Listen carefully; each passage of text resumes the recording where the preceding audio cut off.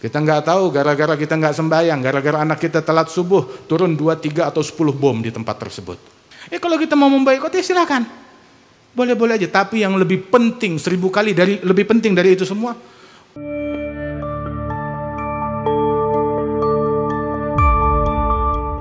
Kita saudara kita di belahan bumi, mau itu di Palestina ataupun di tempat yang lain, banyak negeri-negeri dalam keadaan susah, dalam keadaan menderita. Dan jangan dikira bahwasanya musibah yang menimpa mereka itu nggak ada andilnya kita di situ. Jangan dikira kalau kita nggak punya andil di dalam musibah yang menimpa mereka. Kadang kejahatan yang dilakukan di barat itu imbasnya musibah turunnya di timur. Kemaksiatan yang kita lakukan, pelanggaran yang kita lakukan, ya. Di sini orang buka-bukaan aurat, di sini orang melakukan kejahatan, di sini orang narkoba, di sini orang telat subuh, di sini orang nggak sembahyang. Buat Allah, buminya Allah itu sama aja. Gitu, musibahnya bisa turun di sini atau turun di tempat lain. Waliyadzubillah min dzalik. Kita nggak tahu gara-gara kita nggak sembahyang, gara-gara anak kita telat subuh, turun 2, 3 atau 10 bom di tempat tersebut. Gara-gara kejahatan yang kita lakukan. Jangan sampai kita punya andil di dalam turunnya musibah tersebut. Jadilah kita turut andil dalam turunnya rahmat Allah Ta'ala di negeri-negeri tersebut. Sesungguhnya itu sampai disebutkan bahwasanya orang yang membaca istighfar, yang beristighfar itu setiap hari 25 kali, astaghfirullah lil mu'minin wal mu'minat. Dalam riwayat 27 kali. Dalam riwayat yang lain membaca astaghfirullahalladzi la ilaha illahu arrahmanir rahim al hayyul qayyum ladzi la yamut wa atubu ilaihi rabbighfirli. Pagi hari 27, sore 27, maka dia menjadi penyebab turunnya rahmat Allah dan pertolongan Allah dan rizkinya Allah kepada penghuni bumi. Subhanallah.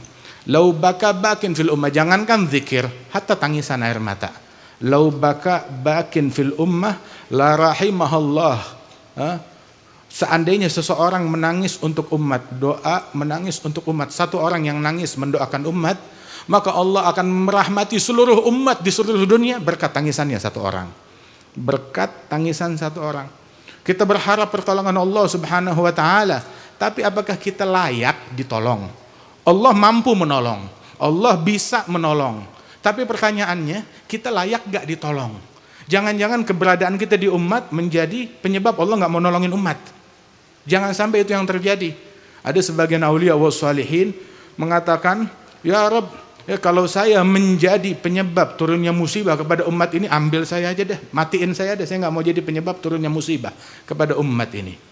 Ba'duhum kalau melihat awan gelap gulita, hujan belum turun, maka dia menangis, dia gelisah, begitu sambil berkata, Allahumma la tubli, Allahumma la tubli, ya Allah jangan timpakan bala, jangan timpakan musibah gara-gara dosanya saya. Sampai turun hujan air, alhamdulillah yang turun air bukan batu. Takutnya turunnya batu gara-gara dosanya saya. Hadza wasful auliya was salihin. Demikianlah sifat mereka radhiyallahu anhum wa ardhahum, individu yang semacam ini penyebab turunnya rahmat Allah Subhanahu wa taala. Nabi Musa pernah kaumnya itu Bani Israel dilanda musim kemarau yang panjang sampai mereka memakan bangkai. Akhirnya Nabi Musa doa minta kepada Allah Ta'ala, kumpulkan masa, minta hujan kepada Allah Ta'ala, tapi belum dikabulkan. Sekali, 2 kali, 3 kali, sampai Nabi Musa kalimullah berkata kepada Allah, ya Rabb, apa kesalahan kami? Sampai kami berkali-kali berdoa, minta diberikan solusi, minta ditolong, diturunkan hujan, nggak turun-turun, apa penyebabnya? Maka Allah Ta'ala mewahyukan kepada Nabi Musa, ya Musa, bagaimana mau saya tolong, mau saya turunkan hujan? Wa fikum, di antara kalian ada satu orang, namam, satu orang yang tukang namimah. Tahu namam? Yanggul kalam al-ghair bigos dan iftitan, bawa omongan satu kelompok kepada kelompok lain untuk mengadu domba mereka, saling berselisih. Namimah, ada sahib namimah di antara umat ini. Ada satu orang di kaummu yang tukang namimah, bagaimana saya mau tolong? Kata Allah Ta'ala. Maka Nabi Musa bilang, sebutin siapa orangnya, biar saya usir, saya keluarkan dari Bani Israel. Dia bilang, saya melarang namimah, terus saya mau melakukan namimah, saya mau ngadukan tuh orang kepada engkau. Idzan madza asna? Kalau begitu apa yang saya lakukan? Maka Nabi Musa berpikir, ya sudah, dikumpulkan Bani Israel, dijelaskan, ini musibah yang datang menimpa kita dari Allah Ta'ala. Dan Allah nggak nolongin kita gara-gara ada satu orang di antara kita tukang namimah, provokator, tukang adu domba.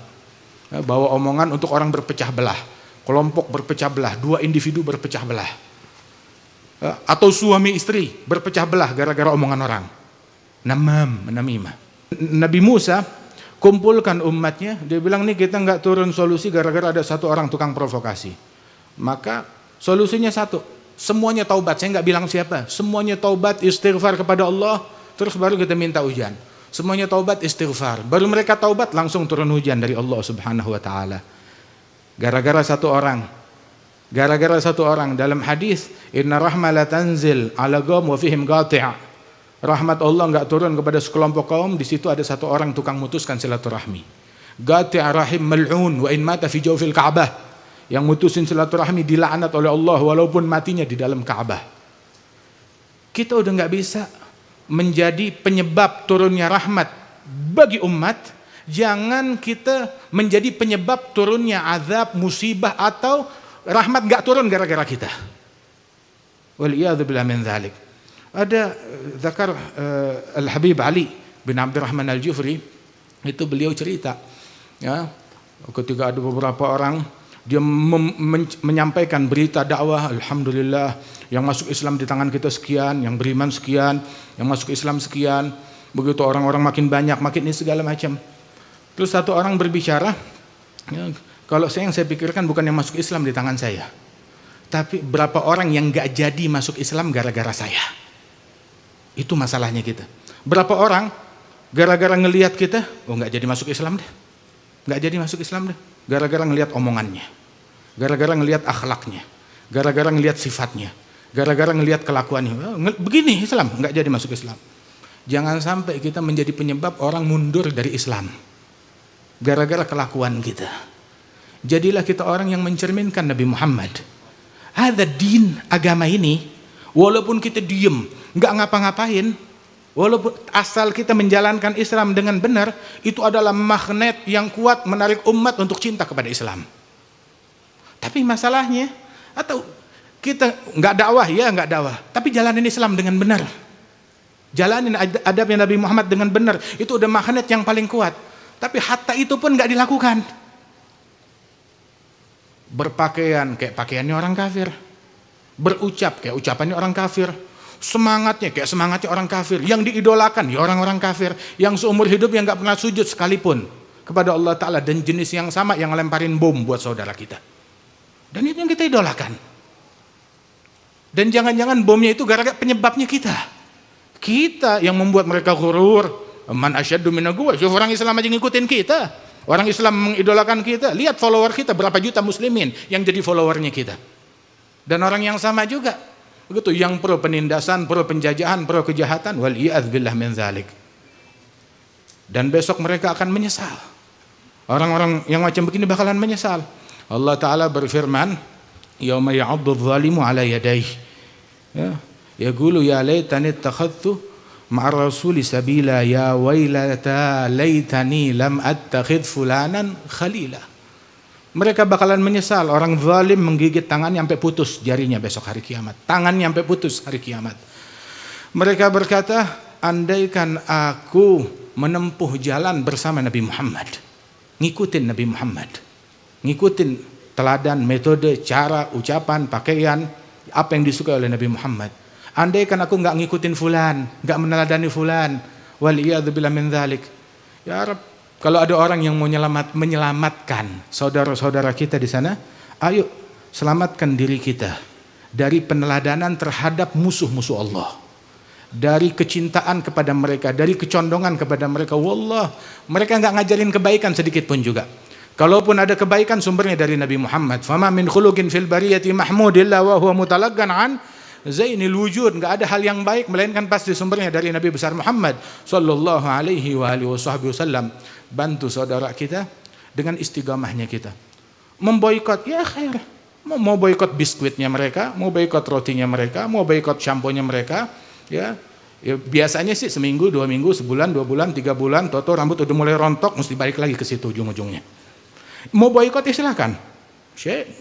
Zain, bagus. Oh, kita harus punya kemandirian, ya, mandiri pangan, mandiri dalam kebutuhan kita, silahkan, nggak harus kemana-mana. Hatta ratusan tahun yang lalu itu Al-Maghrabi dalam rihlahnya dia menulis Waktu datang ke Hadramaut, dia bertanya, di sini dari mana hasil yang mereka dapat? Kebutuhan mereka cukupi dari mana? Dia bilang kita nggak impor apapun.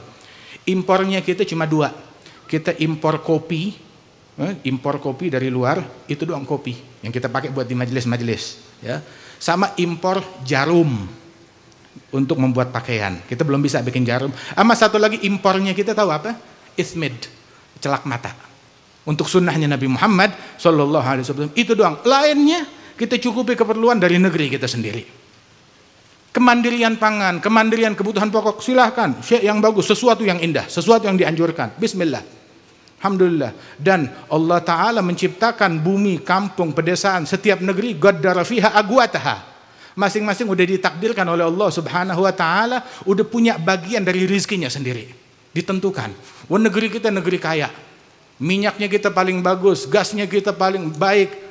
Begitu hasil pangannya kita luar biasa. Kita punya beras, kita punya emas, kita punya perak, kita punya batu bara, kita punya gas, punya minyak, punya segala-galanya.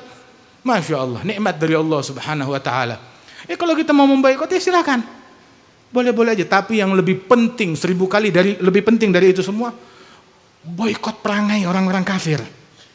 Boikot modenya mereka, fashionnya mereka. Boikot ucapannya mereka.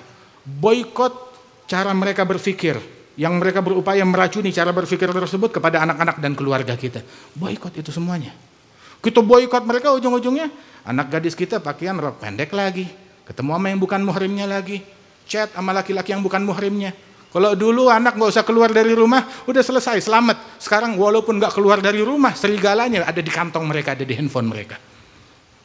Gara-gara dari situ perselingkuhan terjadi, pelacuran terjadi, transaksi narkoba terjadi, perzinaan terjadi, buka-bukaan aurat terjadi. Waliyadzubillah min dzalik. Kalau kita sadar dari ini semuanya, maka Allah Ta'ala bakal selamatkan kita. Sebab penjajahan terhadap tanah muslimin tidak terjadi, melainkan setelah sebelumnya mereka berhasil menjajah jiwanya kita, menjajah akhlaknya kita, menjajah bumi sanubari kita, yang harusnya itu sanubari tempatnya Allah, tempatnya iman, tempatnya Rasul Sallallahu Alaihi Wasallam. Begitu dijajah, ditempati oleh mereka, sehingga mahabbatul kuffar yang bercokol di dalam hati kita, luntur kecintaan kepada Allah, kepada Rasul, kepada para aulia wa salihin. Setelah mereka berhasil menjajah jiwanya kaum muslimin, nyebarkan perzinaan, nyebarkan pelacuran, nyebarkan minum-minuman keras, nyebarkan buka-bukaan aurat, tabarruj mereka sebarkan dari zaman dulu. Mereka menyebarkan tabarruj, ingin muslimin buka-bukaan aurat dari zaman dulu. Itu yang mereka lakukan. Ketika itu berhasil mereka lakukan, provokasi dan provokator disebarkan kemana-mana, barulah mereka berhasil menduduki tempat ataupun tanah kaum muslimin. Wah, kita baru sadar begitu dunia kita direbut, begitu tanah kita diambil, begitu rumah kita dihancurkan, baru kita sadar selama ini ribuan tahun kemana? Hati kita dijajah, akhlak kita dijajah, moral kita dijajah, kemana kita selama ini? Baru ketika dunia kita diganggu, baru kita sadar, baru kita berasa. Ya Allah, mudah-mudahan Allah Ta'ala menyadarkan umat, insya Allah.